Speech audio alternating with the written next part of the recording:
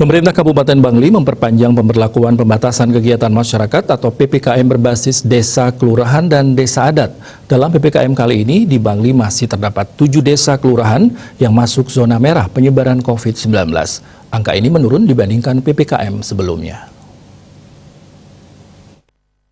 Kabupaten Bangli, Iwayan Dirgayuse, sebelumnya ada 9 desa atau kelurahan yang masuk zona merah di kabupaten ini.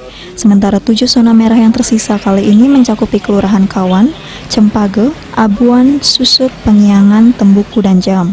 Sementara desa yang masuk zona oranye menjadi 6 desa, meski terjadi penurunan jumlah desa yang masuk zona merah berdasarkan data terjadi kenaikan angka kasus COVID-19 pada Februari dari bulan sebelumnya. Pada Januari, total jumlah kasus COVID-19 di Bangli tercatat sebanyak 355 kasus. Sedangkan hingga 22 Februari lalu, jumlah kasus COVID-19 di daerah ini telah mencapai angka 426 kasus. Pihaknya mengaku belum bisa menganalisa penyebab peningkatan kasus COVID-19. Alasannya karena belum mendapat informasi dari tim pengawas termasuk dari Satgas Desa. Berdasarkan peningkatan kasus tersebut, ia menilai pengawasan PPKM di Bangli kurang efektif.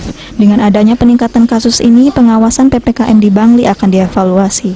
Berdasarkan hasil ini, ia menilai perlu adanya ketegasan dan memperjelas kembali tugas dan schedule di masing-masing wilayah. Penegasan dilakukan terhadap seluruh gugus tugas agar dilakukan pengawasan secara maksimal.